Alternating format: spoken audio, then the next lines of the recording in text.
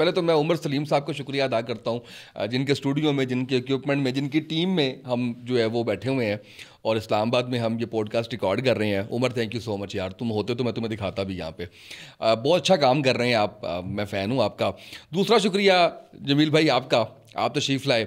अच्छा, वो कहने वाले कहते हैं कि ये ना कहा करें कि किसी तारुफ के मोहताज नहीं है, थोड़ा बहुत करा दिया करो। तो बहुत ही शानदार जर्नलिस्ट, बहुत ही शानदार एनालिस्ट और मुल्क की हालात पे गहरी नज़र और प्रैक्टिकल जर्नलिज़म, इस तरह से नहीं कि बस वो गली बाती जो है वो। तो आप सब इनके नाम से भी वाकिफ़ हैं, इनके काम से भी वाकिफ़ हैं और इनके चाहने वालों के लिए हम आज चाह रहे हैं कि कुछ गुफ्तगू करें। जमील भाई बहुत शुक्रिया, कैसे हैं आप? बहुत शुक्रिया उसामा, वेलकम टू इस्लामाबाद और thanks for having me on your podcast. अच्छा, थोड़ा सा अब आपने ना वो होना है, ज़रा रिलैक्स होना है पहले, तो आपने टीवी से बाहर निकले ना पहले आप। यार मैं वो स्टाइल ही ऐसा है, क्या करें? नहीं, टीवी से बाहर आए, पहले टीवी से बाहर आए। आ गया जी, ठीक है, आ गया आपने, फिर हम आगे चलते हैं। आगे भाई आ गया। अच्छा, अब ये बताएं, देखिए हम ना वो सोशल मीडिया पे सबसे पहले वो कहते हैं अच्छा जी इनकम कितनी है, गाड़ियाँ कितनी हैं, तालीम कितनी है, प्रॉपर्टी कितनी है। सबसे पहले तो ये बताएं मुझे। सबसे पहले तालीम के ऊपर आ जाते हैं। मेरी कहानी वैसे तमाम सोशल मीडिया फ्रीक्स को, फॉलोअर्स को, दोस्तों को, सबको पता है। पेरेंट्स मेरे दोनों थे नहीं, तो जो स्ट्रगल थी वो अब्दुल्ला शाह गाजी के मज़ार से कराची से शुरू हुई। तो वहाँ पर लंगर पे पलने वाला बच्चा, यानी अखबारात बेचने वाला, लंगर पे पलने वाला बच्चा, ये बड़ी हेडलाइंस बनी थी अपने दौर में, मुझे अच्छी तरह याद है। वॉइस ऑफ अमेरिका ने इसके ऊपर स्टोरी की थी कि एक ऐसा बच्चा जो है वो एंकर बन गया। तो पेरेंट्स दोनों नहीं थे। I was from A well of family, but कुछ ऐसे मामला थे कि वालिदैन के ना होने के बाद उनकी प्रॉपर्टी के ऊपर, चीज़ों के ऊपर काबिज़ लोगों ने कब्ज़ा कर लिया, हालात ऐसे डेवलप हो गए। तो कहते हैं खुद रहो पौधे, कैक्टस प्लांट की तरह अपने अंदर जो है ना पानी भर के बस फिरते रहते थे। तो आई स्टार्टेड माई करियर जब मैं खुद पढ़ रहा था, बैक इन 2005। रोशनी टीवी हुआ करता था, उसकी नाइट शिफ्ट में हम रोशनी बिखेरते थे न्यूज़ के। आज तक बिखेर रहे हैं, आज तक बिखेर रहे हैं अल्हम्दुलिल्लाह। अल्हम्दुलिल्लाह। तो फर्स्ट जो मेरी सैलरी थी that was 8,000 rupees. I remember 8,000 rupees उस वक्त बड़ा पैसा लगता था। 2005। उस 8,000 रुपीज़ को अर्न करने के लिए, बिकॉज फ्यूचर नज़र आ रहा था, मुस्तकबिल नज़र आ रहा था, मैंने कुछ 61,000 रुपये की ट्यूशन्स छोड़ दी थी। मुझे उस 8,000 के अंदर मुझे मिलियंस नज़र आ रहे थे क्योंकि फ्यूचर था। और फिर हुआ ऐसा कि हर 3 महीने बाद चैनल बंद हो जाता था। उस वक्त तो बिल्कुल ही मतलब अनसर्टन सिचुएशन थी। रोशनी टीवी आया, वो 4-6 महीने बाद बंद हो गया। उसके बाद सन टीवी, अकील करीम ढेडी का वो आया, वो बंद हो गया।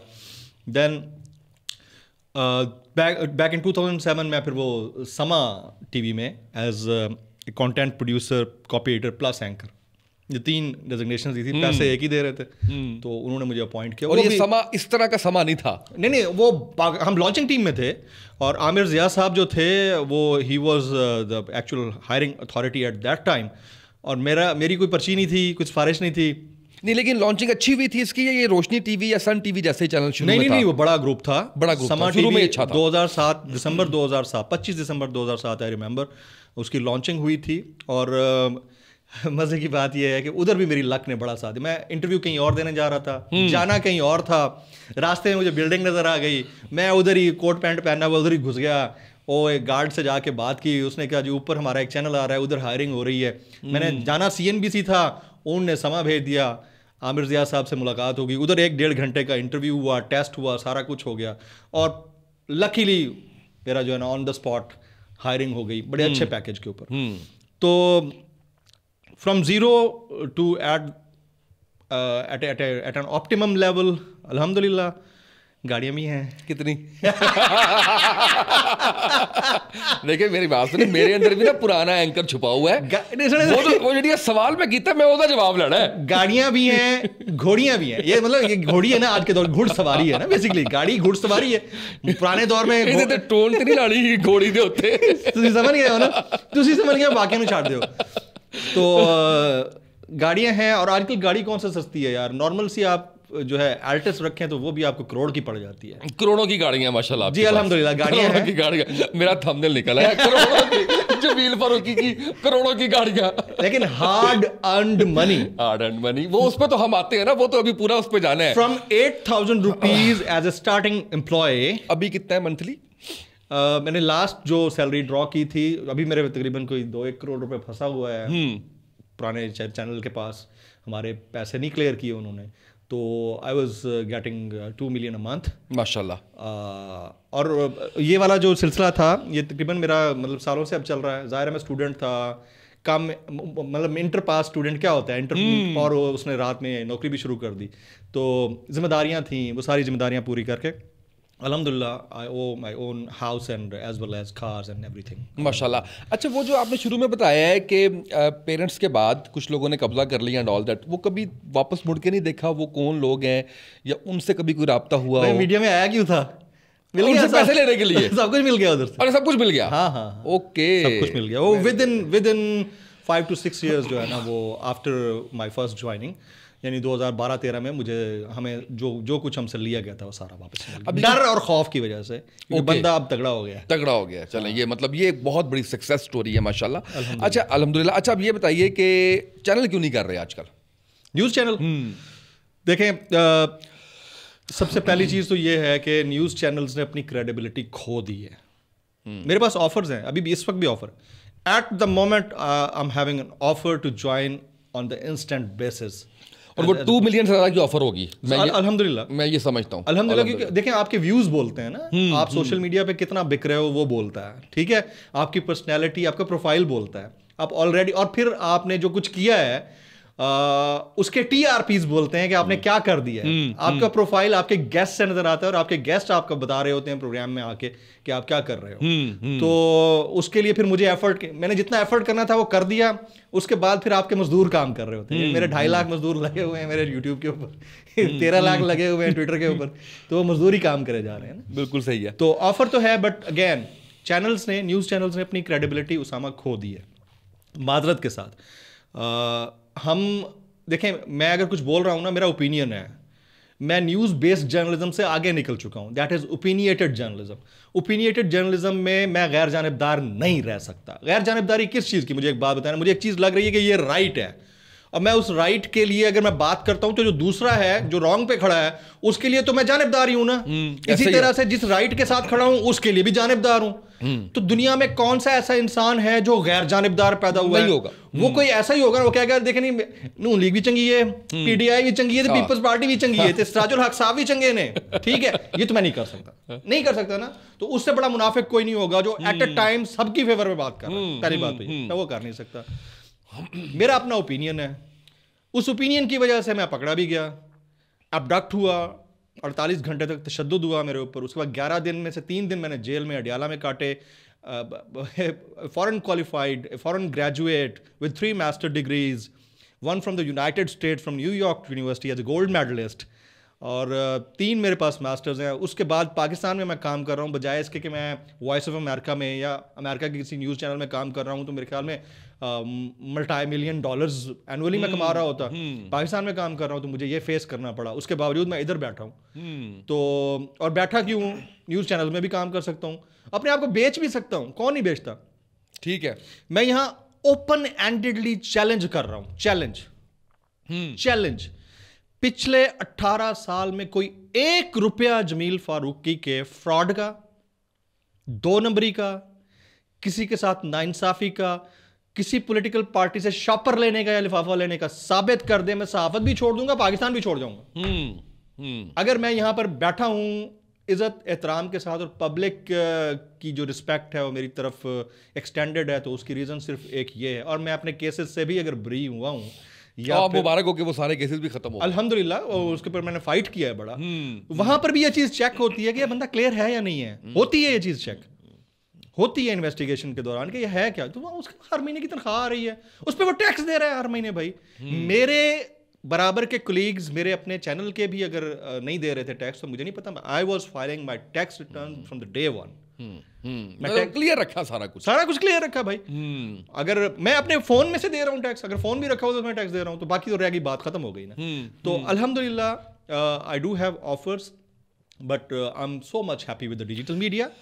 अच्छा, अब आपने वो बात कर दी है, खुद ही वो गिरफ्तारी वाली आपने बात कर दी है, उसके बाद कॉन्फिडेंस इतना गेन दोबारा करना, या कॉन्फिडेंस शेक हुआ ही नहीं था, क्या मामला था, किस तरह से था? अभी उसी उसी उसके जज्बे के साथ आप सोशल मीडिया पे जो है वो कर रहे हैं, काम कर रहे हैं माशाल्लाह। और ना तो देखा जाता है कि अगर कोई भी आपके साथ होता है, वाक़या होता है, तो उसके बाद तो आपको दोबारा कैमरा फेस करना वो सारा कुछ बड़ा मुश्किल हो जाता है। हुई मुश्किल आपको? पहले तो मैं पिछले वाले जवाब को कंप्लीट जी, कर लूँ ना कि न्यूज़ चैनल्स पे क्यों नहीं हूँ।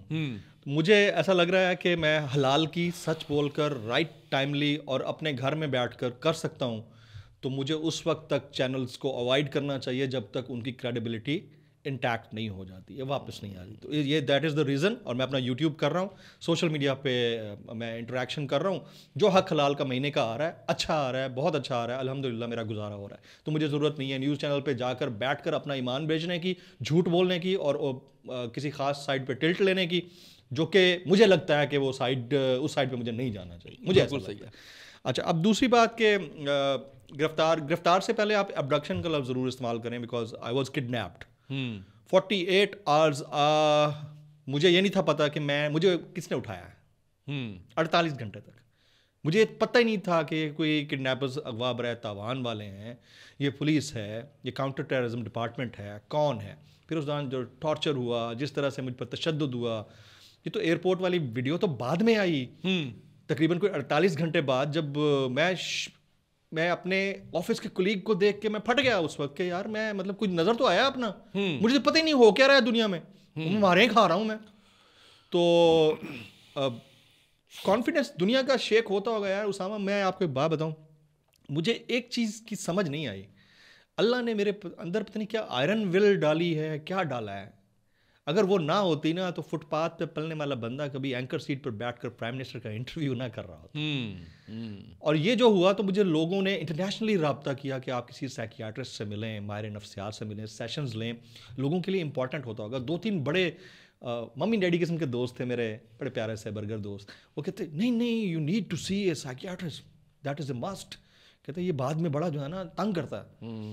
यार पता नहीं क्या था उसामा, मैं मतलब जिस दिन रिलीज़ होके आया हूँ बेल पे, उससे अगले दिन मुझे ऑफिस ने कहा कि आपको मंडे से ऑन एयर होना है, यानी इट वाज सैटरडे, और मैं मंडे को I was on air and 5 days a week। और मैं इतना बिजी हुआ उसके बाद कि 1 साल बाद मुझे सर खुजाने की फुर्सत मिली कि अच्छा 1 साल बाद चैनल के साथ ये हो गया। मतलब 5 दिन का जो प्रोग्राम होता है, वैसे आपको इट रियली सक्स, आपकी पूरी एनर्जी ले जाता है। ये पता चला कि किसने गिरफ्तार किया था? हाँ, सब पता चल गया, सब पता है, यही पीडीएम वाले थे। ठीक है, पीडीएम वाले ढोल, बस। अच्छा, इस मामले पे उतना बता दें जिस पे मेरी गिरफ्तारी ना हो। इस मामले में मैंने आपको उतना ही बताया है जितने पे आप भी बच जाएं और मैं भी बच जाऊं। ठीक है, इससे ज्यादा फिर हम इस पे ना जाएं। मैं पीडीएम वाले क्यों कह रहा हूँ, गवर्नमेंट पीडीएम की थी, वज़ीर दाखिला राना सनाउल्लाह साहब थे, वज़ीर आज़म शहबाज शरीफ साहब थे। इनकी तरफ से अगर किसी भी एंकर या जर्नलिस्ट की गिरफ्तारी के ऊपर कंडेमिनेशन नहीं आती, तो I held them responsible for the whole happening. नहीं, वैसे भी देखें, वो अब प्राइम मिनिस्टर से ऊपर क्या है, बात खत्म हो गई। जब उनसे कोई सवाल करते हो कहते हम तो जानते ही नहीं, इमरान रियाज का सवाल करते हो कहते हम जानते ही नहीं है, तो हम किसी और को मुरद इल्जाम क्यों ठहराएं, जब इन एक्चुअल यही लोग हैं रिस्पांसिबल इस सब चीज के। और अगर कल को मुझे कोई चैनल की मैनेजमेंट कहती है कि आप राना सनाउल्लाह साहब के साथ बड़ा अच्छा शब्शबा वाला, दोस्ती वाला, प्यार मोहब्बत वाला, उनकी तारीफ वाला कोई इंटरव्यू कर रहा हो, तो मैं क्या करूं? मैं ऐसे बंदे को क्वेश्चन तो कर सकता हूं ना कि भाईजान आपने मेरी अबडक्शन पे एक स्टेटमेंट नहीं दिया, एक कमेंट पास नहीं किया, आपने उसकी मजम्मत करना गवारा नहीं की, ऑफ द रिकॉर्ड आपकी पार्टी के लोग, मेरे बड़े अच्छे दोस्त हैं जो काम किया है आपके साथ प्रोग्राम्स में, एहसन इकबाल साहब, शाहिद खाकान अब्बासी साहब ने कॉल करके उन्होंने कंडेम किया फोन पे। उस वक्त तर्जुमान थे अहमद जवाद साहब, वो आए शो पे कंडेम करके चले गए। मुल्क का वज़ीर दाखिला कंडेम नहीं कर रहा यार, और वो कहते हैं हम तो जानते ही नहीं है। मरियम नवाज साहिबा से पूछा मंसूर अली खान ने सवाल मेरे मुताल्लिक कि जमील फारूकी को नंगा करके मारा गया, आगे से कहती हैं उन्होंने कोई रेड लाइन क्रॉस की होगी। मैंने कौन सी आपके बाबा जी की रेड लाइन क्रॉस कर दी थी भाई? आशिफ साहब की, ठीक है। वो कहती मैं तो, अच्छा पहले कहती उन्होंने कोई रेड लाइन क्रॉस कर दी होगी और पता नहीं क्या क्या, उसके बाद कहती मैं तो जानती नहीं उनको। मतलब एक तरफ आपको ये पता है कि वो रेड लाइन क्रॉस हुई है, ये पता है आपको, ये पता है, और आप जानती नहीं है। तो this is how things are. तो मेरे ख्याल में we must held such people accountable for. आप जब एयरपोर्ट पे आपकी वीडियो आई, आप उसमें रो रहे थे। अच्छा, मैं ज़ाती तौर पे ये समझता हूँ कि मर्द भी उसी चीज़ का बना हुआ है यार, अगर वो रो रहा है तो ज़ाहिर है उसके जज्बात है। आपको कभी पछतावा हुआ कि मुझे रोना नहीं चाहिए था एट दैट टाइम? नहीं, दैट वाज सो सडन। उसकी रीज़न है, उसकी रीज़न ये है कि जब आप 48 घंटे तक इस गू मगू की कैफियत में हों कि आप जिंदा भी हैं या नहीं हैं, आपके दोनों हाथ, दोनों पाँव, मुंह के ऊपर यहाँ तक 3 ऊपर आपके कंटोप चढ़े हुए हों, और आपको यह सिर्फ समझ में आ रहा है कि आपको किडनैप कर लिया गया है रैंसम के लिए, तावान के लिए, और आपको घुमाया जा रहा है। आपको ये पता नहीं है कि आप बलूचिस्तान में हैं, आप अफगानिस्तान में हैं, आपको कौन से कोने में ले जाया गया है। अचानक से आपकी आंख खुलती है और कपड़ा हटता है तो आप एयरपोर्ट पे होते हैं, और सामने आपका अपना बंदा खड़ा है, तो उस वक्त आप क्या करेंगे? ऑब्वियसली आप उस वक्त, that is a sudden reaction. मैं मतलब, और उसके ऊपर रोने वाली जो बात थी, मैं एक इंसान हूं, मेरी डिग्निटी है, मेरी इज्जत है, कोई मेरे कपड़े उतार लेगा मुझे रोना नहीं आएगा? मुझे टॉर्चर करेगा, मुझे नंगा करके मारेगा, मुझे रोना नहीं आएगा? बिल्कुल आएगा। किसको नहीं आएगा? कोई बेगैरत होगा जिसको नहीं आएगा। ठीक बात है। और जो आकर नहीं बताते तो वो उनकी अपनी चॉइस है। मैंने बताया, that was a sudden reaction. लोग छुपाते होंगे, मैंने बताया, मैं बड़ा ब्लंट हूं इस मामले के ऊपर, और ये फील हुई है बात बहुत सारे कॉर्नर्स में, ये फील हुई है, गवर्नमेंट को भी फील हुई है उस वक्त की कि यार गलत हुआ है, नहीं होना चाहिए था, और बहुत सारे लोगों के साथ हुआ। आजम स्वाति साहब के साथ हुआ, इसके अलावा और बहुत सारे लोग हैं जिन्होंने आकर बताया कि उनके साथ क्या कुछ नहीं हुआ। तो इसके रिस्पॉन्सिबल सारी नून लीग की उस वक्त की गवर्नमेंट थी। अभी भी आ रहे हैं आगे। कौन? नून लीग वाले लाए जा चुके हैं भाईजान, बाकी आने वाली क्या बात है। नवाज शरीफ साहब भाई, जिस बंदे का खिताब सारे सैटेलाइट टेलीविजन चैनल्स के ऊपर कौम से खिताब की सूरत में नशर किया जा रहा हो, तो कौम से खिताब तो सिर्फ पब्लिक ऑफिस होल्डर ही कर सकता है, ईदर द प्राइम मिनिस्टर और the president of the country, और ईदर चेयरमैन सेनेट और the chief justice of Pakistan. Otherwise who else can address to the nation? क्या बनेगा फिर मुल्क का? दिवालिया हो गया भाईजान, पीछे रह क्या गया? इज्जत खत्म, एहतराम खत्म, रिस्पेक्ट खत्म, एथिक्स खत्म, अखलाकियात का जनाजा निकल चुका है। जो गलत है वो ठीक नज़र आ रहा है, जो ठीक है वो गलत नज़र आ रहा है। चैनल्स ने अपनी क्रेडिबिलिटी यूँ ख़त्म कर दी है कि अब झूठी खबरें फैलाते हैं, झूठ पर अपनी खबरें फैलाते हैं। भाई, एक बंदा चीख कह रहा है कि मैं नहीं मरा, आप कह रहे हो नहीं मर गया। नहीं, इन्होंने नून लीग ने मीडिया तो मैनेज किया, एंकर्स भी सारे मैनेज कर लिए। वो मैनेजर्स हैं जी, दे आर गुड मैनेजर्स। ये तारीफ उनकी करनी पड़ेगी। They are really good managers, they are really good managers. मैं ये नहीं कहता किसी एंकर को मैनेज किया, बट ये कहूँगा they are really good managers. और कंटेंट मैनेज हो गया। मैं आपको बता रहा हूँ ना, एक बंदा मरा नहीं है, वो चीख के कह रहा है मैं नहीं मरा, आप कहते हैं नहीं मर गया। एक बंदा अरेस्ट नहीं हुआ, वो चीख के कह रहा है, वीडियो पे आके कह रहा है मैं नहीं हुआ अरेस्ट, आप कह रहे हैं अरेस्ट हो गया। ये क्रेडिबिलिटी रह गई है न्यूज़ चैनल्स की। मेरे ख्याल में आप समझ गए होंगे मैं किसकी बात समझ आ गई है। बिल्कुल ठीक है। मतलब झूठ की भी हद होती है यार, पब्लिक क्यों देखेगी आपको? अब इसको आप देख रहे हैं कि मुकम्मल रिप्लेस कर चुका है डिजिटल मीडिया, या करना है, या अभी 1-2 साल को साथ साथ बाकी हैं इलेक्ट्रॉनिक मीडिया में, या कहानी खत्म हो गई है? इलेक्ट्रॉनिक मीडिया आखिरी सांसें ले रहा है, वेंटिलेटर पे है। वेंटिलेटर से भी नेक्स्ट लेवल की चीज आ गई है। अब लोग देखते ही नहीं। मैंने खुद पिछले 4 महीने से टीवी नहीं देखा। बिल्कुल ठीक, मैं देखते ही नहीं। मुझे सोशल मीडिया पे इतनी खबरें मिल जाती हैं, और राइट दुरुस्त खबर मिल जाती है, जो एक्चुअल खबर है वो मिल जाती है। अच्छा, लेकिन इसमें ना एक बड़ा एक मुख्तलिफ एंगल दिया मुझे किसी बंदे ने। उसने कहा कि ये डिजिटल मीडिया भी इन्हीं के चलने हैं, ये इतने बड़े बड़े जो ब्रांड नेम है, जियो, समा, ARY, नहीं, दुनिया, एक्सप्रेस, इन्हीं ने कंटेंट अपना दिखाना है, इनके पास टीम्स है, इनके पास पैसा है। इस पे थोड़ा राय आप? नहीं, मैं इस चीज से डिसएग्री करता हूँ। हाँ, in case if the digital media is curtailed by any super imposed law, हो सकता है। इस मुल्क में क्या नहीं हुआ? नहीं, टेक्निकली पॉसिबल है। टेक्निकली तो नहीं पॉसिबल, बट वो कहते हैं ना नॉन टेक्निकली बड़ा पॉसिबल है। पाकिस्तान में केड़ा काम टेक्निकली हो रहा है? केड़ा कानून बुरा है मैंने दसो? कोई एक कानून की शिक बता दे। 26,000, we have 26,000 laws in the constitution, 26,000 laws, one of the biggest constitution book in the world. ठीक है, ब्रिटेन लॉ के बाद इंडियन लॉ एंड पाकिस्तान में one of the biggest constitution books. उसके अंदर आपके पास 26,000 कवानीन है। कोई एक कानून बता दें जो गलत हो। नहीं, गलत से नहीं है ना? गलत से एक सवाल और भी है, इम्प्लीमेंटेड कितने हैं? मैं यही तो कह रहा हूं, गलत कोई नहीं है ना? नहीं, लेकिन 295C कितना गलत यूज होता है? ठीक है। इसी तरह से तौहीन का कानून कितना गलत इस्तेमाल होता है। इसी तरह से मज चोरी होने का कानून कितना गलत इस्तेमाल होता है।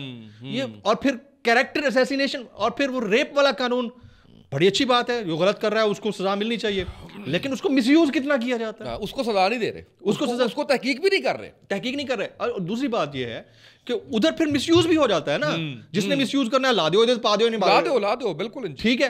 ये हमारा ज्यादातर लॉस तो यही है कि बस आप उसको डाल दो तो वो नो गो एरिया है। यही मैं कह रहा हूँ कि टेक्निकली तो पॉसिबल नहीं है, नॉन टेक्निकली बड़ा पॉसिबल है, और होगा ये कीप दिस इन माइंड कि ये होगा, एक certain fragment of the social media will be curtailed in coming days.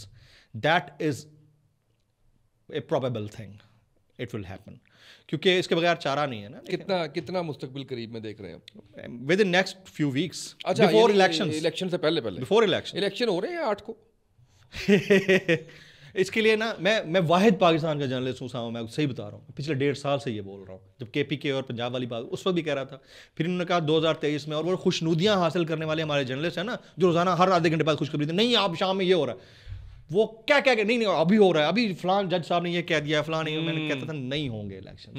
ये जो शक्लें आई हैं, अनवारुल हक काकड़ साहब, यार जमील भाई काकड़ साहब, यार वज़ीर आज़म, ये मैं थोड़ा बताया तो सही, काकड़ साहब से मुलाकात आप मेरी तो रही है, मेरी तो बहुत अच्छी मुलाकात रही है, मेरे भाइयों की तरह है, लेकिन उनका कसूर नहीं है ना असल में, बेकसूरी कसूर नूर जाके बुलाए आप फिर है, बेकसूरी तूने गए ने, वो काकड़ साहब हो गए, मोहसिन नकवी साहब हो गए, जिस तरह की शक्लें ये आई हैं और जिस तरह के ये काम करते फिर रहे हैं। हमारे मुल्क का सबसे बड़ा प्रॉब्लम पता क्या है?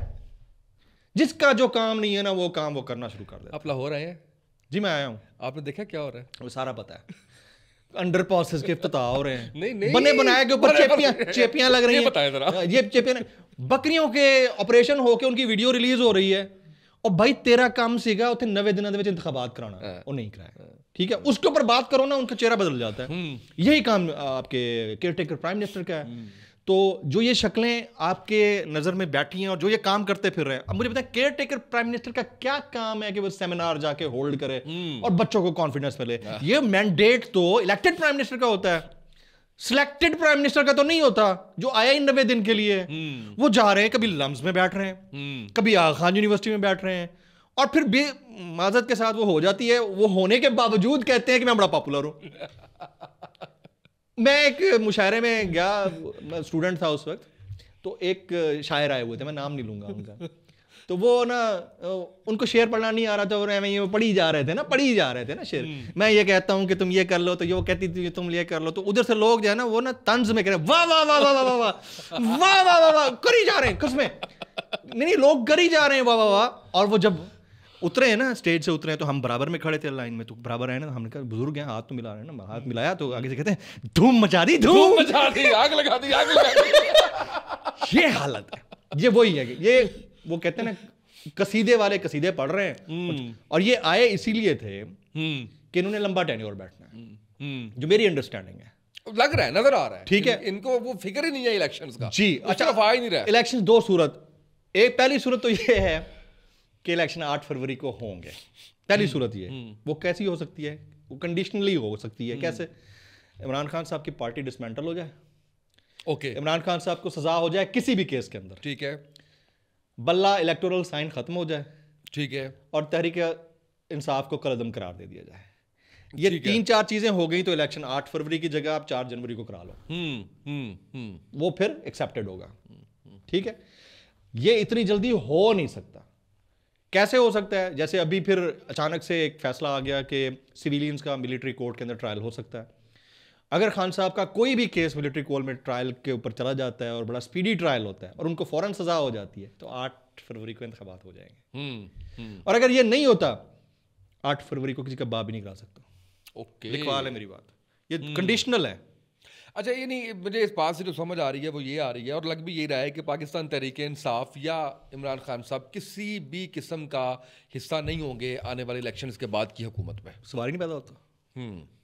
एज ऑफ नाउ देखिए, पाकिस्तान की जो पॉलिटिक्स है वो इवेंट ड्रिवन पॉलिटिक्स है, इवेंट ड्रिवन पॉलिटिक्स। कोई एक बड़ा इवेंट आया ना, पिछले सारे इवेंट बैठ जाते हैं। कोई बड़ा वाकया हो जाए और उसके अंदर से कुछ बड़ा निकल आए, कोई हैवी वेट का प्रेशर आ जाए, तो फिर तो समझ में आती है कि शायद कुछ चेंज हो जाए। लेकिन एज ऑफ नाउ जो सिचुएशन है वो यही है, वो नहीं है। ओके, बहुत ही पॉलिटिकल हो गए आप, लेकिन मुझे ये मजा आ रहा है कि आप वो उससे बाहर आए हैं, वो टीवी वाले एंकर से बाहर आए हैं, आप थोड़ा सा खुल के आप बात करें। शादी क्यों नहीं कर रहे?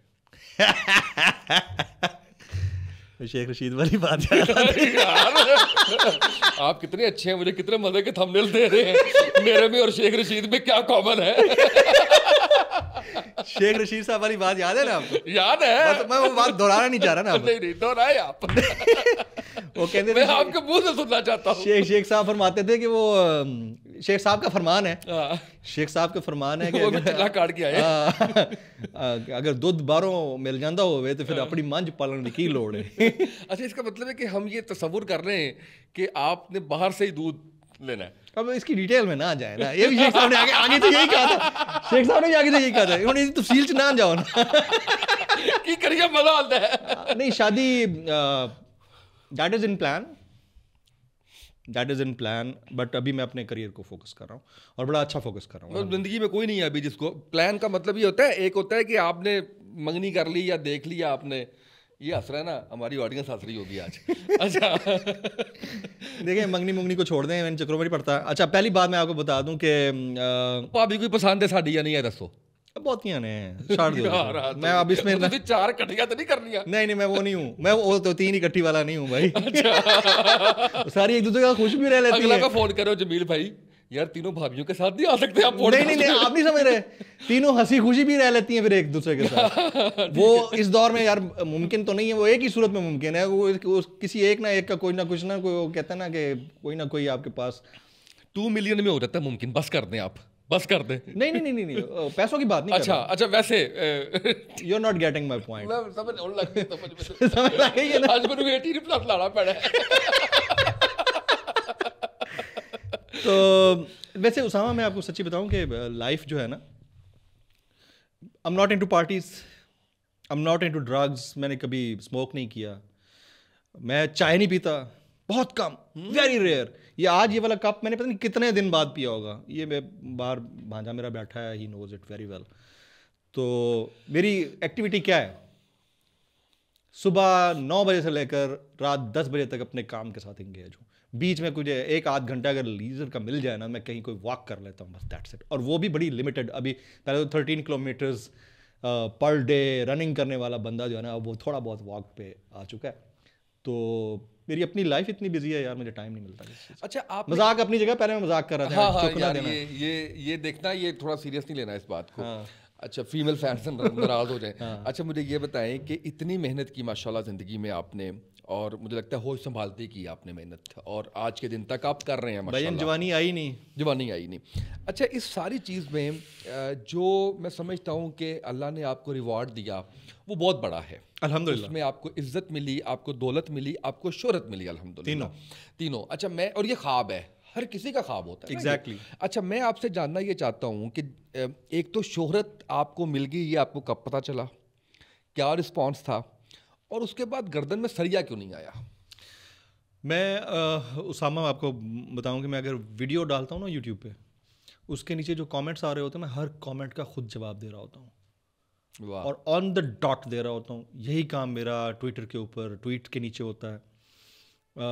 आने को आ भी सकता था, मैं झिड़कता नहीं हूँ किसी को, अनलेस के मेरा जो है वो पारा फट ना जाए किसी ऐसे मोमेंट में, किसी ऐसे दोस्त के साथ, या लेकिन वो नौबत आती नहीं है। अच्छा, जब मैं एब्डक्शन के बाद बाहर आया हूँ जेल से, तो आई वॉज एक्सपेक्टिंग कि मुझे रिसीव करने ना कोई मैं होंगे, लंबी तादाद होगी, हार वार लेके खड़े होंगे। तो बाहर जो है वो चंद ऑफिस के दोस्त थे, कुछ फैमिली के लोग थे, वो मिले, तो मुझे झटका तो लगा, शदीद झटका लगा कि ये क्या हुआ है। मैंने कहा यार ये हालत है, मतलब मैं नंगा हो गया फिर परवाही कोई नहीं यार, परवाही कोई नहीं। लेकिन मैं जब गाड़ियों में काफले की सूरत, अच्छा, ये एक्सपेक्टेशन किससे थी? आम पब्लिक से थी? पब्लिक से या पीटीआई से? नहीं, पीटीआई से क्यों, पब्लिक से। मेरी फॉलोइंग पब्लिक में है। चलो पीटीआई के भी फॉलोअर होंगे, ठीक है, पीएमएलएन के भी होंगे, ठीक है। पीएमएलएन के लोगों की भी कॉलें आई हैं मुझे, पीपल्स पार्टी के उनके जो है वो जिम्मेदारान की कॉल्स आई हैं। तो लेकिन जब वो गाड़ियों का काफला जा रहा था, एक सिग्नल पे रुके, उन्होंने कहा कि एक वीडियो हमें चाहिए, चैनल वालों की तरफ से कि वीडियो चाहिए ताकि हम टीवी पे एयर कर देंगे, आपकी जमानत हो गई, आप आ गए। उन्होंने भी अपनी पैसी है, उन्होंने अपनी पैसी, जाहिर है वो अच्छा कैश कर रहे हैं भाई। एक वीडियो मिलियन व्यूज मार रही है, तो उस वक्त तो उनके लिए कैश, डिजिटल मीडिया कैश हो रहा है। तो मैं जैसे ही बाहर उतरा हूँ तो भाई बाइक से गाड़ियों से उतर कर लोग आके मिल रहे हैं सेल्फी। मैंने कहा यार फारूकी साहब आप जो है ना पॉपुलर हो गए, मशहूर हो गए। फिर उसके बाद मैं ऑफिस गया हूँ, ऑफिस से ऊपर चढ़ रहा था तो सीढ़ियों में रोक लिया लोगों ने, जो ग्रॉसरी लेने आए हुए इधर उधर ख्वातीन मर्द हजरात, रोक लिया उन्होंने। देन आफ्टर दैट मैं पहला इवेंट था पीटीआई का 26 नवंबर को इमरान खान साहब ने इधर पिंडी में जलसा किया था। 26 नवंबर को I was only anchor there, जिसको जियो सारे चैनल्स ने मुझे लाइव कट करके दिखाया। मैं ऐसे इशारा कर रहा हूँ हाथ का, और वो पिक्चर इतनी मेरी कोई वायरल हुई कि उस पर अपोजिशन ने बड़ा वावेला मचाया कि ये भी कोई जर्नलिस्ट है। तो पहला तो आखिरी एंकर से होते, कोई जर्नलिस्ट नहीं सीगा, छोटे मोटे रिपोर्टर्स तो थे, एंकर कोई नहीं था।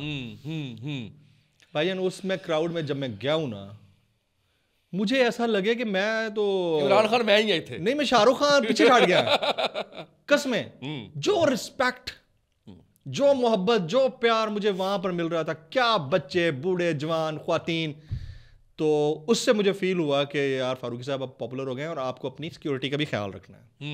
उस वक्त भी मेरे साथ कोई 10-12 लोग थे सूटेड बूटेड, हमारे दोस्त थे जो मुझे सिक्योर कर रहे थे। अल्लाह ने करना होता है, सेफ गार्ड कर रहे थे, बट उसके बावजूद लोग मुझे छोड़ नहीं रहे थे। मेरी एक आध वीडियो मैं आपको भेजूंगा, वो ब्रिज के ऊपर से मैं ऐसे सिर्फ हाथ लहरा रहा हूँ और thousands of people underneath and they are waving hand, और नाम ले लेके इशारा कर करके हाथ में प्ले कार्ड्स उठाए हुए हैं। तो उस वक्त मुझे फील हुआ कि यार पॉपुलर हो गया, अब सिक्योरिटी का भी कुछ ख्याल रखना है। अभी तक ऐसे ही अल्हम्दुलिल्लाह लोग ऐसे ही जो है वो मैं आपको बताऊं कि खाने के लिए किसी जगह पे निकल नहीं सकते, बैठ नहीं सकते। मैं अभी आपके पास आया हूं तो गाड़ी से यहाँ तक मैं मास्क लगा के आया हूँ ताकि कोई पहचान ना सके। Even I was in Lahore और मैं एक जगह से कुछ खरीदने के लिए गया, मैंने मास्क लगाया हुआ था, ऊपर कैप पहनी हुई थी। जब मैंने बोला ना बिल कितना है, तो उसने कहा आप जमील फारूकी साहब, वाह, आवाज से पहचान लिया खातून ने। वाह। मैं तो मेरे साथ फैमिली के लोग थे, भांजा था मेरा, देखें जी अब ये जिसने पहचानना है उसने आवाज से भी पहचानना है, आवाज से भी पहचानना है। तो अल्हम्दुलिल्लाह अल्लाह ने इज्जत दी है, अल्लाह इज्जत देने वाला है, अल्लाह का शुक्र है। वो सरिया क्यों नहीं आया अभी तक, क्या वजह?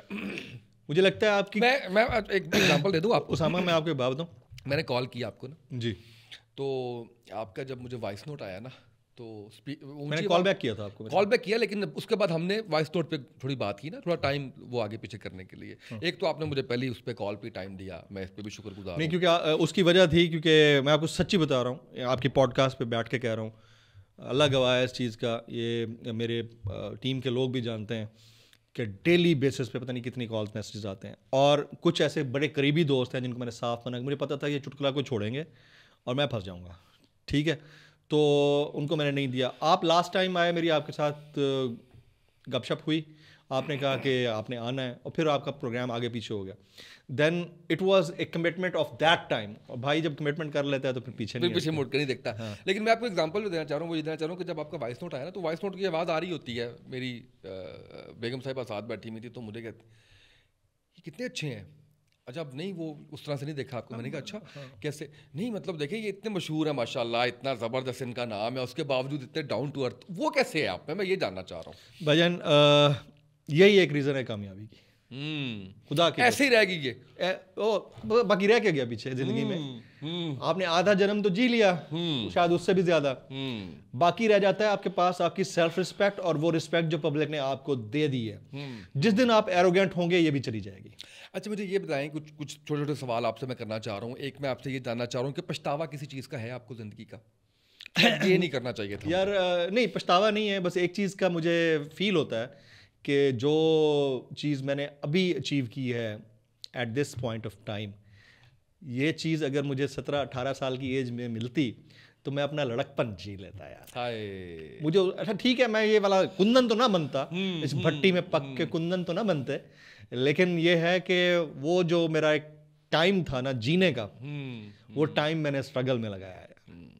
यानी मैंने तकरीबन कोई अपनी ज़िंदगी के वो 16-17 साल जो बचपन के होते हैं आपके, वो मैंने स्ट्रगल में लगाए हैं। मैंने अभी भी बड़ी कम एज में अल्लाह ने मुझे बहुत कुछ दे दिया है। लोगों के पास तो आखिरी उम्र तक नहीं आता, अल्हम्दुलिल्लाह अल्लाह ने बहुत दिया है।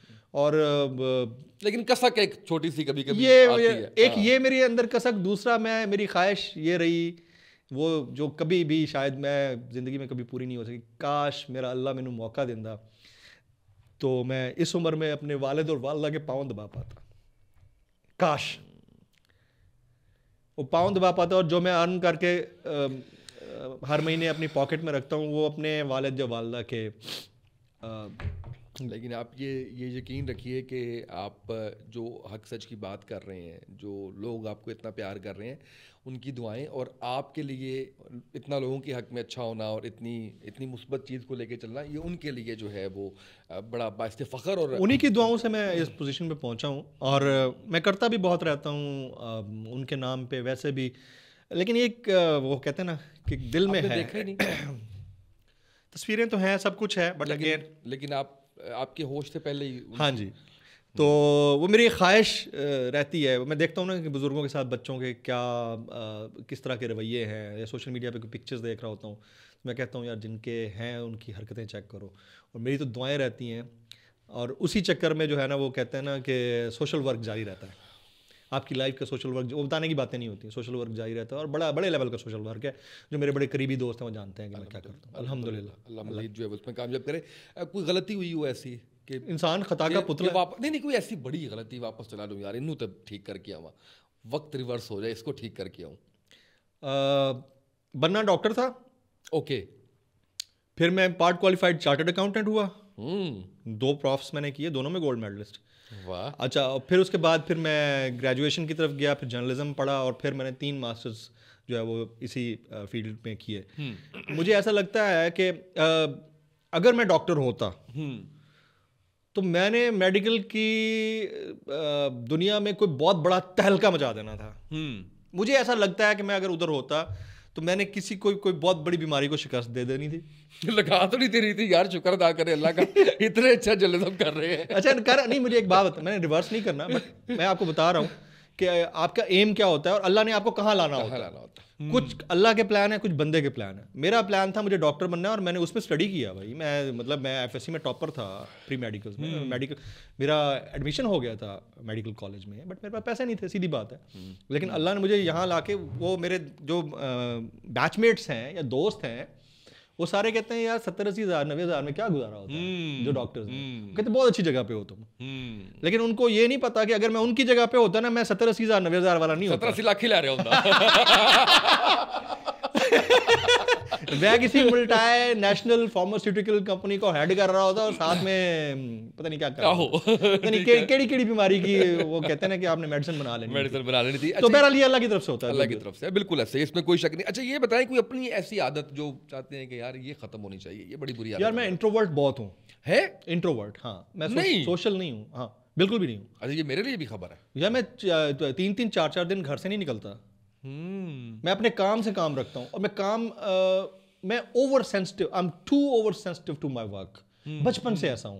मुझे कोई चैलेंज दे देना कि यार तू ये नहीं कर सकता, और मैंने करना है, और वो इम्पॉसिबल को पॉसिबल के लेवल तक लाना है। ये इम्पॉसिबल ही था जो पॉसिबल हुआ है। एक 8,000 रुपये महीना नौकरी पे काम करने वाला बंदा इस लेवल पर पहुंचे, और वो प्राइम मिनिस्टर से बैठ के सवाल कर रहा हो, ये इम्पॉसिबल ही था जो पॉसिबल हुआ है। और इसी तरह से बाकी काम, जैसे अब मुझे चैलेंज एक मिल गया कि मैंने अल्हम्दुलिल्लाह यूट्यूब को 3 माह में वो पे आना है, कहाँ से कहाँ पहुंचा दिया। इधर भी आना है, मैंने मेहनत बहुत किया। ओनली कंटेंट वाला बंदा, only editor, only content creator, upload भी खुद करना है, और उसके बाद उसको उस व्यूज तक पहुंचा के फिर उठना है। नहीं, मैंने ये कहानी सुननी है आपसे अभी, ये मैंने बकायदा आपसे कहानी जो है वो सुनी। मैं छोटे सवाल आपसे कर रहा हूँ, मैंने कहा वो उसको जो है वो कर लिया। चले पहले इस पे आ जाते हैं, इसको नहीं आप कर लें आप अपने इसको कर लेते हैं। मेरा पूरा हला दिया आपने, अब आप कह रहे कर ले। सर वो इमामदीन की वो एक कहावत थी, उसने रास्ते में गुजर रहा था तो कोई उसने गाली शाली दे दी, तो फिर कहता है वापस। ठीक है, तो भाई मेरी गुफ्तगू वापस, आप अपने सवाल करें। पता है मैंने मेंटल नोट्स वो हिलाया हुआ वापस वापस कर दिया। अच्छा ये बताएं कि कोई एक ऐसा काम जो जमील फारूकी कभी नहीं कर सकता? लिफाफा नहीं ले सकता। सवाल ही नहीं पैदा होता। वाह, सवाल ही नहीं पैदा होता। मैं आपको एक मजे की कहानी बताऊं। दुनिया पता नहीं क्या सोच रही है। आजम स्वाति साहब, ये मैंने नाम कभी नहीं लिया, पहले मैं आप ले रहा हूँ। आजम स्वाति साहब थे वजीर बराए रेलवे, वफाकी वजीर बराए रेलवे। ठीक हो गया। मैंने उनको, वो ट्रेन का एक्सीडेंट हुआ था उस वक्त रेलवे, ठीक है, मैंने उनको कॉलिंग, वो किसी चैनल पे नहीं जा रहे हैं, मैंने कॉलिंग की 2-3 दफ़ा, मैसेज किया, मैं उनके बच्चों की तरह हूँ, बड़ा मुझे प्यार देते हैं, रिगार्ड करते हैं, लेकिन जब सेट पे बैठे होते नहीं छोड़ता। कॉलिंग की नहीं, कहता यार बात सुन यार, अभी भी एक्सीडेंट हुआ है, तूने फिर उल्टे सीधे सवाल कर। मैंने कहा सर आप आए तो सही, सवाल करना मेरा हक है, जवाब अपने हिसाब से दीजिएगा। उन्होंने कहा ठीक है संडे को दोपहर को, किसी को नहीं दिया हुआ इंटरव्यू, पूरा 1 हफ्ता चुप, कहीं नहीं आ रहे, कोई स्टेटमेंट नहीं आ रहा उनका। आ गया ऑफिस स्टूडियो बुलाया, स्टूडियो आ गए, आए हैं तो उनके हाथ में इतना बड़ा वो था, हैम्पर था, एक मिठाई का और कुछ सूट्स थे और पता नहीं क्या क्या कुछ था। वो हैम्पर उनके गार्ड वार्ड साथ लेके ऊपर आए। तो मैंने कहा सॉरी साहब ये क्या है? तो कहते हैं बस आपके लिए मीठा है, आप मीठा खाएं, और ये आपके घर के लिए और फैमिली के लिए। वो मैंने उसको बाहर रखवाया, सामने मेरा जो काउंटर था उधर रखवाया, और मैंने अपने जो सिक्योरिटी गार्ड था ना उसको बुलाया। मैंने कहा बात सुनो, मैंने कहा ये सारे आपस में तकसीम कर लो। देख रहे हैं मेरी तरफ ना यूं करके। तो मुझे कहते सर आप थोड़ा चख तो लो मीठा। मैंने उसमें थोड़ा सा एक बाइट ले लिया, मैंने कहा आपकी मोहब्बत है आप लाएँ। मैंने बाइट ले लिया उसका, मैंने चला सर रिकॉर्डिंग पे गए, जो मैंने सवाल किए ना उनसे एक एक पॉइंट पे उठने लगे, तो मुझे कहते हैं यार वो मीठे के कुछ कर ले। मैंने कहा सर इसीलिए तो मैंने कहा मीठा खाया नमक नहीं खाया। ताल्लुक अपनी जगह, सलाम दुआ रिस्पेक्ट एहतराम अपनी जगह, but once it's comes to professionalism it's professionalism. मैं लिफाफा नहीं किया कभी। ये मेरे इर्द गिर्द वाले जितने कहते हैं कि यार तू इस पोजीशन पे पहुंच के भी कुछ नहीं बना सका, वरना तो एक सिंगल कॉल पे गाड़ी आपको गिफ्ट हो जाती है, घर आपको गिफ्ट हो जाता है। ये पहला, मुझे कहते हैं पहला एंकर है जो अपने लिए घर बनाता फिर रहा था, अपनी तनख्वाह बनाया है। कभी कभी कभी किसी की कॉल नहीं है, किसी फैन की इस तरह से, किसी ओवरसीज पाकिस्तानी की, किसी इसकी कि यार हम कुछ गिफ्ट करना चाह रहे हैं, ऐसा बड़ा बहुत आती है ना? अच्छा फैंस के गिफ्ट का अलग मामला है। नहीं, लेकिन घर के किसी ने कहा यार घर गिफ्ट नहीं, घर नहीं। अच्छा। इस तरह की ऑफर्स में कभी नहीं, आई वोंट कंसीडर दिस।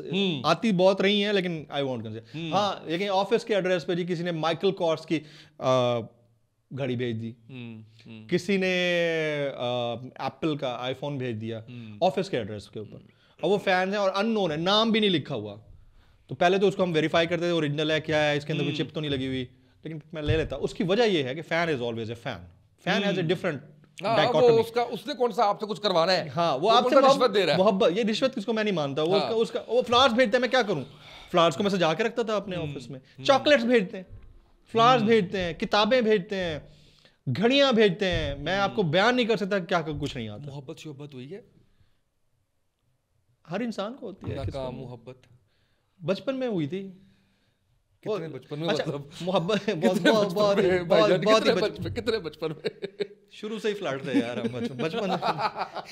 बचपन में ही हो गई थी। लेकिन बात सारी ये है कि दिल के तार जिसने को थोड़े हिलाए हों, हाँ वो बचपन ही होता है। मैं आपको बताऊं, मोहब्बत जो है ना वो इंसान को एक आध दफा ही होती है। अच्छा, उसके बाद आपकी नीड्स एंड डिजायर्स हैं, दैट्स इट। अच्छा, उसके बाद मोहब्बत जो है ना वो मोहब्बत फिर कंडीशनल होती है। कंडीशनल कह सकते हैं, टेम्पररी, वक्त के साथ साथ। फिर विजडम हावी हो जाता है मोहब्बत के ऊपर। इंसान अंधा होता है जब टीन एज में होता है ना, उस वक्त वो अंधी मोहब्बत कहलाती है, वो असल मोहब्त होती है। तो उसकी कोई कभी याद आई है कि नहीं वो उस मोहब्बत? मामू बुलाते हैं बच्चे उसके, छोड़ दे। मैं तुसी बहुत ही दुखी हो, मैं साफ लाया ताड़ी हर साइड दुखी हुई है। हाँ जी, बस दुखी है, सुजी हुई है। बिल्कुल सही है। अच्छा जी, अब मुझे ये बताया कि सोशल मीडिया जो है वो लगता नहीं है लेट शुरू किया।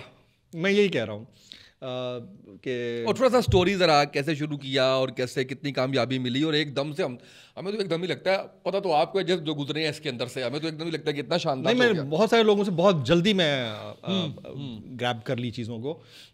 2022 में मैंने, मुझे याद है अगस्त में मैंने यूट्यूब चैनल स्टार्ट किया था। अच्छा, स्टार्ट मैंने पहले भी किया था यूट्यूब चैनल, मैंने 2014 में शुरू किया, मेरा यूट्यूब चैनल उड़ा लिया उन्होंने, क्योंकि मैं टेक्निकली स्ट्रांग नहीं था, मुझे नहीं था पता डिजिटल मीडिया की साइड का, गूगल एडसेंस क्या होता है, इसको कनेक्ट कैसे करना होता है, इसका आपका कोड कैसे आता है, या इसकी टेक्निकलिटीज़ क्या हैं। उसका हर चीज़ ट्यूटोरियल जो है ना यूट्यूब पे मौजूद होता, लेकिन हमें ना तो टाइम मिलता था ना इतनी सेंस थी, सीधी बात है, डिजिटल सेंस नहीं थी। तो वो चोरी करके ले गए जो हमारे साथ काम करते थे, जब जाते हुए वो चैनल भी ले गए। अब क्या करें, फिर दोबारा शुरू किया 2018 में, फिर वही हुआ।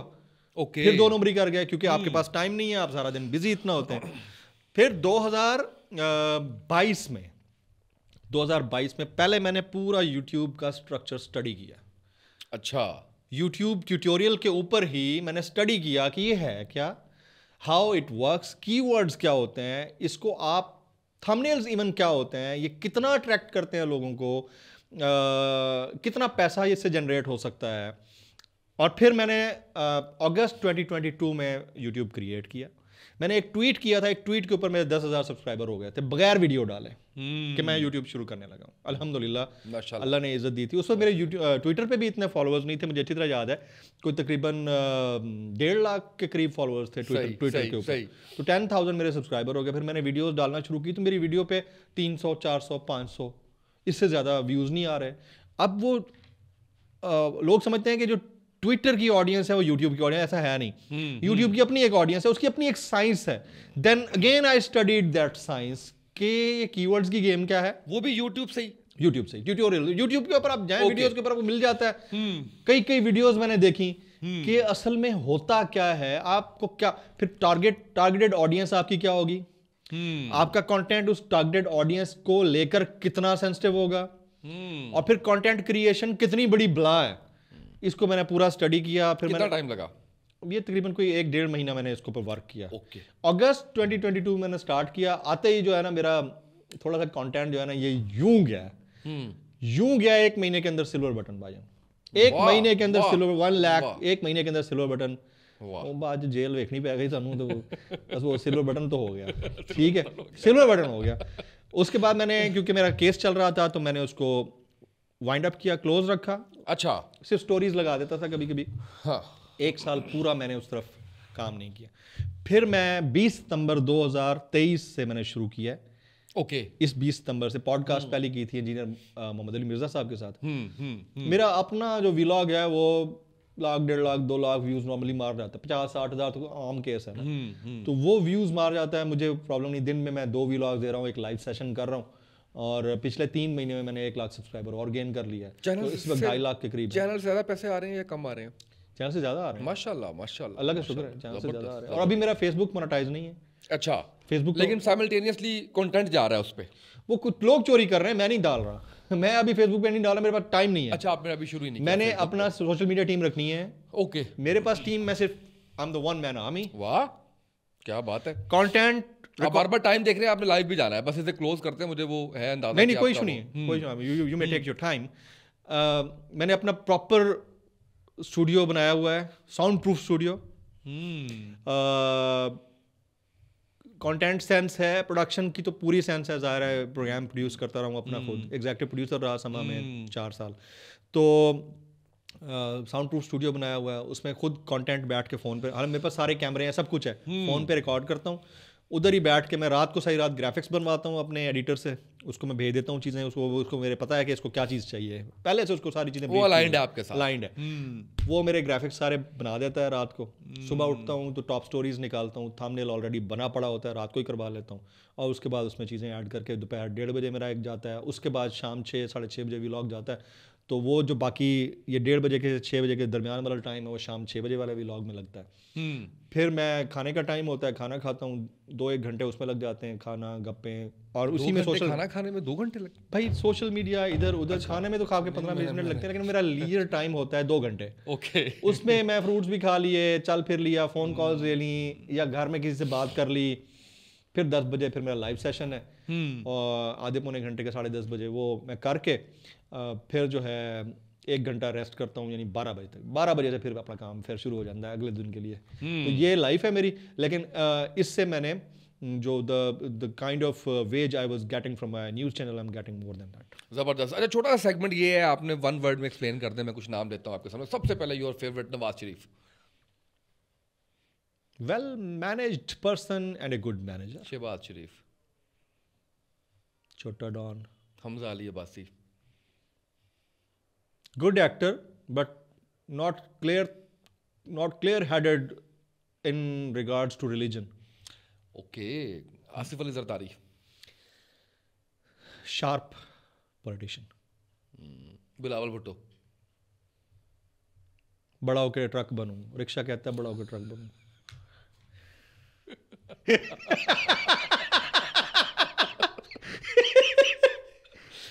मरियम नवाज। मैं एक लाउड फिक्र है, ये भी कहेंगे मैं काट दूंगा अगर ताड़ियां हरकतां हैं नहीं, कुछ नहीं काटना। ताड़ियां हरकतां हैं कुट खाना तुसी और पीपी को काटिए। नहीं कोई नहीं, वो इतने अच्छा, वो बड़े डिसेंट लोग हैं। सबसे कम गालियां वो देते हैं जी, और गालियां भी कम देते हैं और सबसे ज्यादा बर्दाश्त भी उनके अंदर है। मैंने कमरजमान कायरा साहब जब इंफॉर्मेशन मिनिस्टर थे, बहुत इनके खिलाफ शोज किए हैं, कभी एक दफा भी कोई कंप्लेन आई नहीं। ये बिल्कुल ठीक कह रहे हैं, मैं 100% अग्रीड उससे। मुझे भी माशाल्लाह वो तनकीद बर्दाश्त करते हैं, तभी कर दी है मैंने। ठीक है, अच्छा ठीक है। Maryam Nawaz, she is a decent lady, लेकिन उन्होंने जो कुछ ट्वीट्स किए ख़ासतौर पर अरशद शरीफ की शहादत के बाद और बाकी, उसने मेरा दिल बड़ा उदास किया कि यार एक ख़ातून से ये एक्सपेक्टेड नहीं था, जो कि एक ऐसे ख़ानदान को रिप्रेजेंट करती हैं जहाँ से बड़े इक़्तिदार के ऐवानों में लोग बैठते हैं। Imran Riaz Khan, very good human being, very nice journalist, a big brother to me, and one more thing, very strong guy. Siddique Jan, बहुत अच्छा यूट्यूबर है। दोस्त नहीं आपका? नहीं, दोस्त तो बहुत अच्छा है।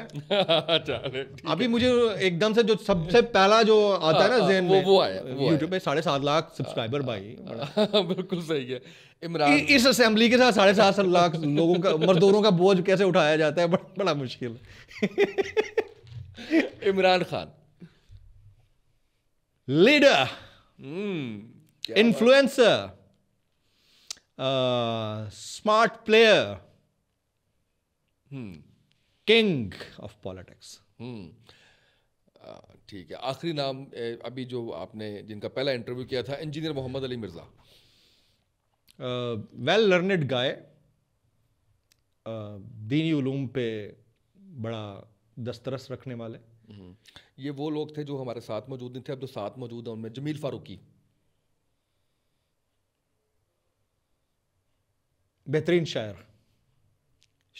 हाँ यार, सुनाए ना कुछ यार, किधर थे आप पहले आए से?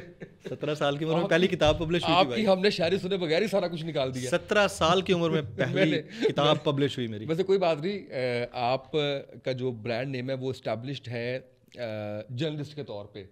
आपके भाई ने अली ज़रियून के साथ जब पॉडकास्ट किया ना, तो उस पर भी मैंने ये जो आखिरी 10 मिनट चल रहे थे, मैंने कहा यार कुछ सुनाई दे। मैं 17 साल की उम्र में पहली किताब पब्लिश हुई, 3 किताबें मेरी पब्लिश हो चुकी हैं। मैंने कभी भी अपने आप को शायर मनवाने की कोशिश नहीं की, लेकिन जितना भी कंटेंट मेरा जा रहा होता है उससे समझने वाले को अंदाज़ा हो जाता है कि काफिया नदीफ ठीक मिल रहा है। नहीं, इसके जरासीम जो है ना, कि वो खतरनाक हैं। वो पूरे आखिरी नाम उसामा तैयब, उसके बाद मैं शायरी पे आता हूँ। उसामा तैयब, गोलू मोलू साहब, प्यारा साहब मेरा छोटा भाई है, एक अच्छा एंकर है माशाल्लाह से, और एक अच्छा मेज़बान है, और डिसेंट सा दोस्त है हमारा। अब बताया मैं गोलू मोलू क्यों ना हूँ, आपने इतनी तारीफ कर दी है। इसीलिए तो मैं बैठा हूँ आपके साथ। आपको पता है कितनों को इनकार करके इधर बैठा हूँ, मुझे बाद में कुट भी बड़ी पढ़नी है बाकियों से। कोई बात नहीं, खैर कर लेंगे। एक बंदा आके लाहौरों ले गया, लाहौरों आके इस्लामाबाद वाले रह गए। अच्छा, कुछ सुनाए आप। आके देखो मेरे जिस्म बेजान को, आके देखो मेरे जिस्म बेजान को, इस सुलगते हुए वतन वीरान को। वाह। वो वतन जिसके बेबस मकीनों ने भी अपने ख्वाबों के मुर्दे दफन कर दिए। बहुत खूब। सारे सपने भी नजरे कफन कर दिए। वाह। ये पता है मैंने कब लिखी थी? वाह। 1998 में, जब मैं अभी बहुत छोटा था। मेरा कोई उस्ताद नहीं है शायरी में। आके देखो मेरे जिस्म बेजान को, इस सुलगते हुए वतन वीरान को, वो वतन जिसके बेबस मकीनों ने भी अपने ख्वाबों के मुर्दे दफन कर दिए, सारे सपने भी नजरे कफन कर दिए। ना कोई आस है ना कोई खेत है, हर तरफ बस सुलगती हुई रेत है। आरज़ुओं का उजड़ा जहां मिट गया, आतिशे दर्द से आसमां मिट गया। जिसकी तड़पन से थक कर मेरे दर्द का दिन निकलता तो है, पर उजाला नहीं, गम की कब्रों ने सूरज निकाला नहीं। वाह वाह। कोई है जो हकायक से टकराए और वक्त की आग पर रक्स करती हुई गम की पायल को खुशियों की झनकार दे, तन्हा हाथों में ताकत की तलवार दे, आके देखो मेरे जिस्म बेजान को। वाह वाह वाह वाह वाह वाह वाह वाह, क्या बात है। वो मुझे यकीन हो गया इस बात का कि अगर आप डॉक्टर होते तो आपने वाकई कोई जो है ना वो 2-3 बीमारियों का इलाज ढूंढ देना था, कुछ ना कुछ मतलब करना था। इतना इतनी उसमें वो परफेक्शन और वो उसके मैं आपको उसमें शायरी के अंदर के वो क्या ही बात है। लेकिन मुझे फिर थोड़ा दुख हुआ है। नहीं, उसकी एक रीजन बताता नहीं, हूँ, इस परफेक्शन की एक रीजन मैं बता दूं, ये बड़ी इंपॉर्टेंट है। मेरे जो ग्रैंडफादर थे, उन्होंने 7 जबानों में एक दीवान लिखा, 7 मुख्तलिफ जबानों में। उस वक्त वो कागज नहीं होता था, तो जो पत्ते होते थे ना, उनके ऊपर कलम से उनकी हैंड राइटिंग इतनी खूबसूरत है, वो रखा हुआ है हमारी फैमिली में, पब्लिश नहीं हो सका अनफॉर्चुनेटली।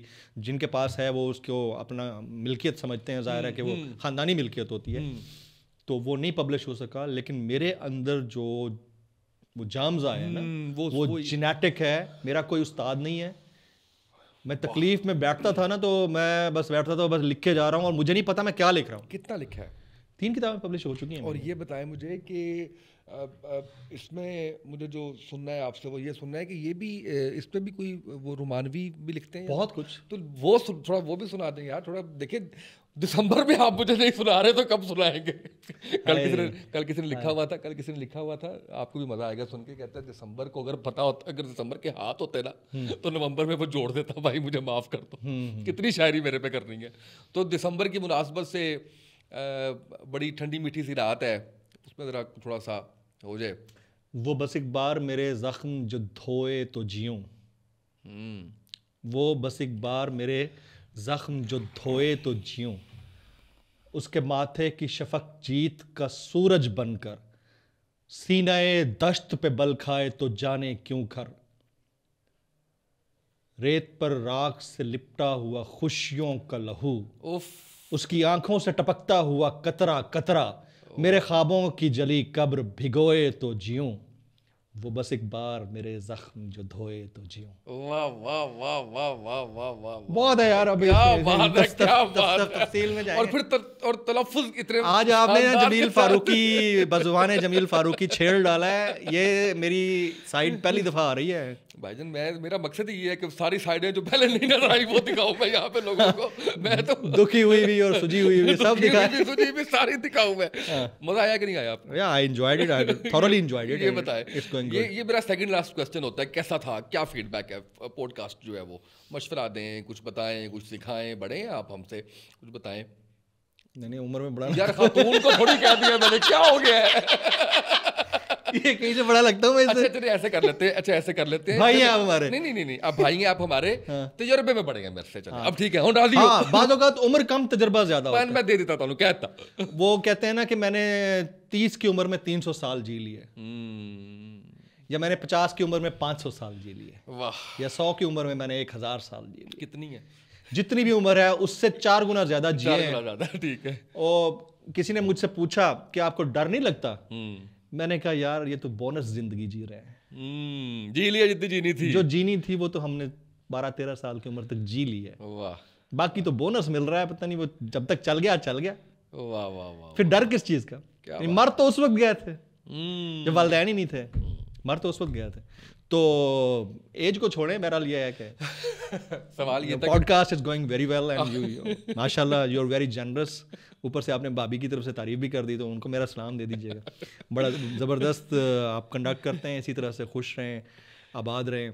कंटेंट आपका बड़ा अच्छा है, एंटरटेनिंग है। हाँ। बस वो थोड़ा सा कोशिश यही की है कि वो अब जमील फारूकी बात कर रहे हैं इस वक्त पाकिस्तान की पॉलिटिक्स की, और वो मैंने भी की है, बड़ा अरसा की है। हाँ। बस हो गई है, उसकी एक लिमिट होती है, अब थोड़ा सा जरा जो है वो हम वो साइड भी दिखाएं कि जमील फारूकी अगर ऐसे बैठे हुए हैं हमारे साथ तो कैसे हैं। हाँ। मतलब वो वाला पता है, शुरू में आप ऐसे बैठे थे, मैंने कहा भाई निकल है इससे बाहर निकल। अच्छा मैंने निकलना नहीं था सच्ची में, तो अंदाज है मैं बड़ा बहुत मुश्किल आदमी, आई एम हार्ड कुकी, मैं टफ कुकी।